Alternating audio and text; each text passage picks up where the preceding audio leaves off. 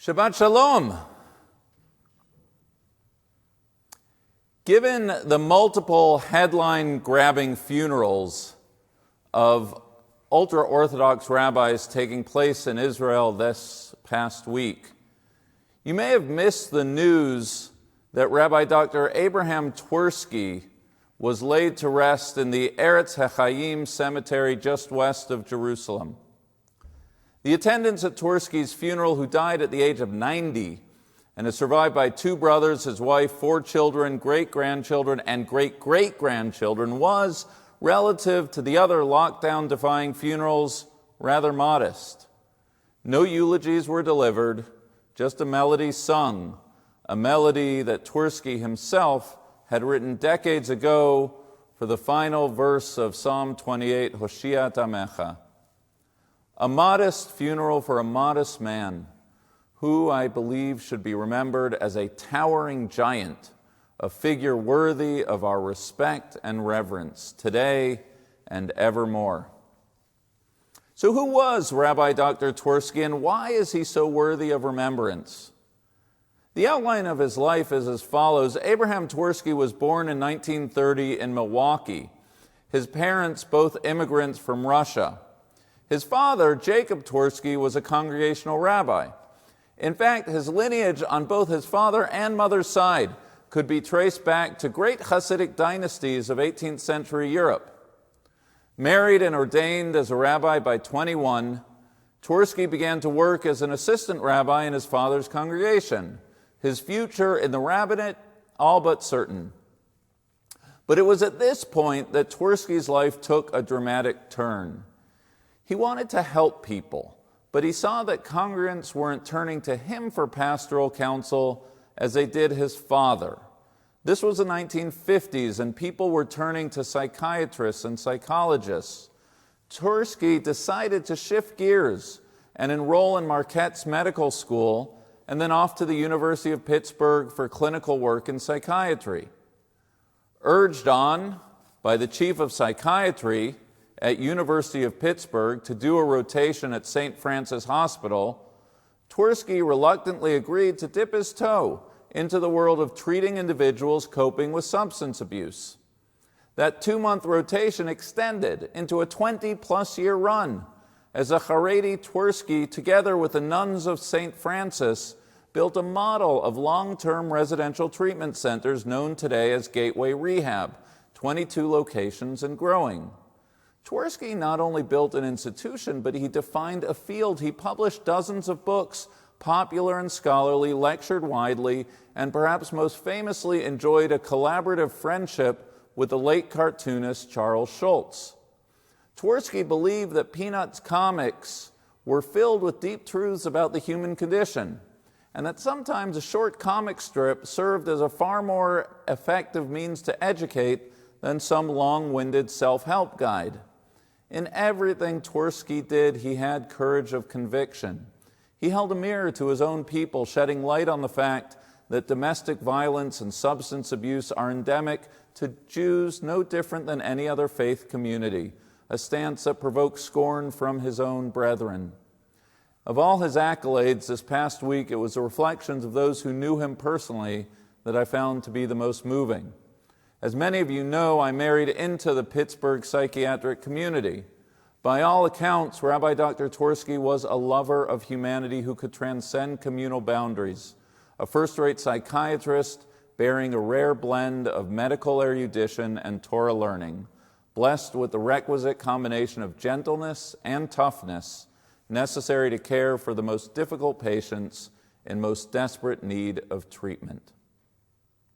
Scholar, physician, institution maker, bridge builder, truth teller, and mensch. We would do well to appreciate any one of Twersky's profiles. Today, in the wake of his passing and in honor of his life and in honor of the Torah he loved so, I want to draw attention to but one aspect of his legacy by way of a brief story, a rabbinic story that Twersky relates towards the beginning of one of his final books, A Formula for Proper Living. This week, we read about the giving of the Torah by God at Mount Sinai. And the Midrash imagines a heavenly exchange taking place behind the scenes. When Moses ascended to heaven to receive the Torah, the angels protested to God, "Do not give the Torah to mortals," said the angels. "They're incapable of observing it. Rather, give the Torah to us, the angels." God turned to Moses and asked, "Well, Moses, how are you going to respond to their argument?" Moses turns to the angels and asks them, "The Torah says, 'You shall not commit adultery.' Does that apply to you?" To which the angels replied, "No, we're angels. We don't commit adultery." Moses continued, "The Torah says, 'You shall not steal.' Does that," Moses asked the angels, "apply to you?" To which the angels replied, "No, we're angels. We don't steal." On and on Moses went, showing the angels that the laws of the Torah could not apply to them, thus prompting the angels eventually to relent, and thereby Moses succeeding in bringing the Torah down to earth. For Twersky, the point of the story is about the nature of Torah, human nature, and the relationship between the two. Angels, being angels, do not need the Torah, but we humans, we were created a little lower than angels. We're filled with impulses and urges that need to be managed. Why were we given the Torah? Simple. Because we're not angels. Confused? Let me explain. Unlike other faith traditions, as Jews, we do not believe that we were created all good, or for that matter, all bad. To be human, according to the Talmud, is to be filled with two competing impulses. In Hebrew, the Yetzer Hara and the Yetzer HaTov. Technically the evil and the good inclination, but for all intents and purposes, functionally equivalent to Freud's id and ego.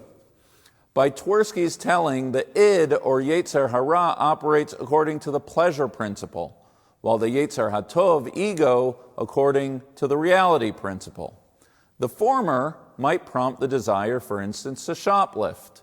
The latter reminds us that if we do so, we will go to jail. The Yetzer Hara is not a bad thing, it's actually really, really important. It's what drives us towards achievement, acquisitiveness, sexual activity, and otherwise, all things that make life possible, but all things that can result in sin when not properly channeled through the Yetzer HaTov. Unlike angels who have no desire to steal, or animals who don't worry about going to jail, human beings are composite creatures, animals by nature, but also endowed with the ability to consider the consequence of our actions, to defy bodily drives by making moral and ethical choices. Generally speaking, Jews have no concept of sinning in our hearts, but what we definitely do have is a concept of sinning in our deeds. A theology, as I've shared before, that can be distilled down to my late granny's advice to me on the day of my wedding. "Elliot," she said, "from here on out, you can get your appetite anywhere you want. Just make sure you always eat at home." To have an appetite for food, for sex, for achievement, for anything, it's nothing to be ashamed of. It's what makes you human. But to fail to control that appetite, that's where the trouble starts. Which is where, and here we shift from human nature to the nature of Torah, our Torah reading comes into play.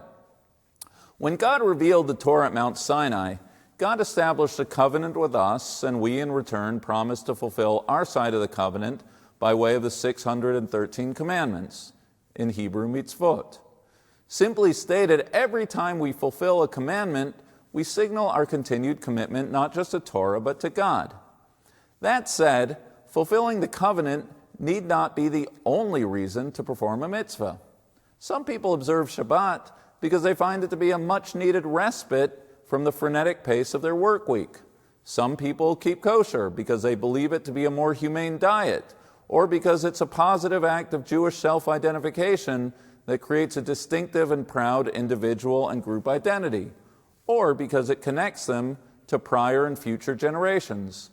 Some people perform acts of tzedakah, of righteousness, because doing so is a way of cleaving to God and being godlike and walking in God's ways. There are all sorts of reasons why people observe commandments, as many reasons and combination of reasons as there are people who observe commandments.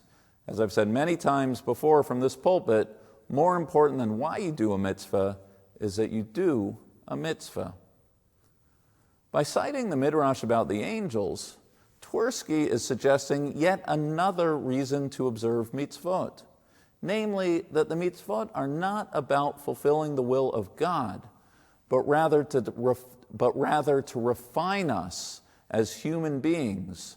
In the words of the Midrash, Lo nitnu ha-mitzvot ela letzaref bahem et habriot. The mitzvot were given only in order to refine humanity. We are creaturely in nature. We possess a yetzer hara, an inclination for self-gratification, which, if unchecked, can lead us astray.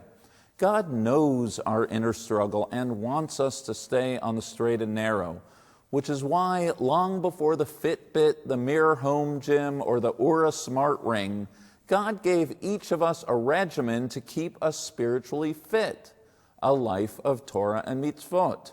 Your choice not to eat that bowl of lobster bisque is unto itself the fulfillment of a commandment, but it's also an act aimed at developing the all-important muscle group of personal agency.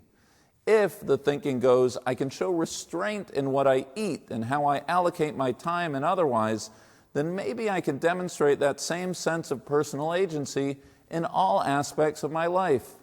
If I remember to say hamotzi before I eat bread, then maybe I'll remember to say please and thank you to every person I meet. You get the idea. It's not foolproof, and there are no guarantees. There are plenty of Jews who separate milk and meat and live morally repugnant lives, just as there are plenty of ethically disciplined Jews who love a good Philly cheesesteak.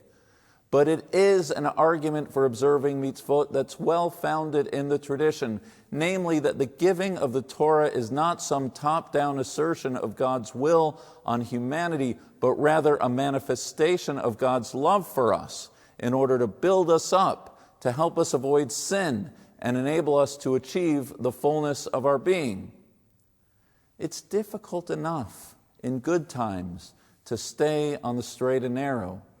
Temptation is always crouching at our door, and the innate human ability to excuse, contextualize, or relativize our failures time and again serves to justify pretty much anything we do. We are all, in Twersky's estimation, akin to Charlie Brown trying to kick that football as Lucy last second pulls it away yet again.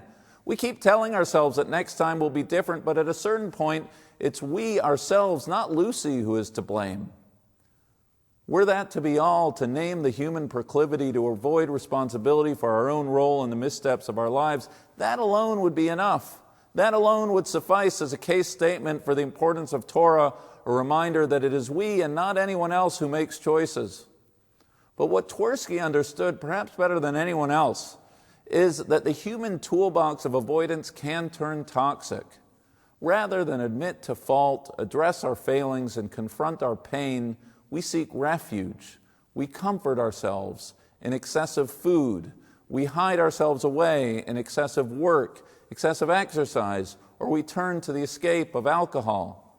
Jews are not ascetics. There's nothing wrong in moderation with working hard, exercise, or finding pleasure in life. The problem is when these behaviors become a form of escapism aimed to fill a void and avoid reality. The problem, as we will learn on March 8th when we welcome Rabbi Iggy of Beit Tshuva to speak to our community on addiction, is when the innocent escape becomes a clinical dependency, hurtful both to you and the very loved ones who want to support you. It's hard enough in good times to stay on the straight and narrow, and our times are anything but good. The fear, uncertainty, and isolation wrought by COVID has frayed our personal and communal identities. The incidence of alcoholism, drug abuse, and dependencies of all kinds are on the rise. More than ever, we are in need of the spiritual tools to inoculate ourselves against the ravages of this dark hour. More than ever, we need to bring the subject of substance abuse from out of the shadows. We need to speak openly about the challenges that so many in our community face, and we need to be a spiritual address, providing community, support, and resources for those seeking it. In the wake of his passing, in the face of our world and pain and the silent suffering of more than we dare count, I'm hard-pressed to think of a more appropriate way to honor the life and legacy of Rabbi Dr. Abraham Twerski, Harav Abraham Yeshua ben Harav Yaakov V'Dvorah, to recommit ourselves to a life of mitzvot, to build a community sufficiently capacious in spirit to openly embrace those seeking support, and most of all, to live our lives filled with an abiding awareness of the obligation and opportunity that comes with being human, namely the act of taking personal agency for the choices of our lives. It's why God trusted us and tasked us with the Torah. We are, after all, no angels. Shabbat Shalom.